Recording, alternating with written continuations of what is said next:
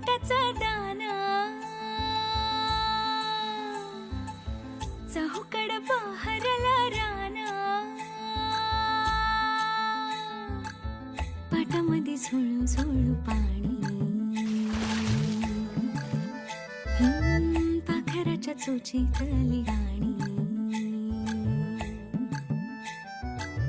शेतामध्ये राबणारा लेक काळ्या मातीचा, रांगडा तो मर्द माझा आभाळाच्या छातीचा, वेडापिसा छंद असा लागला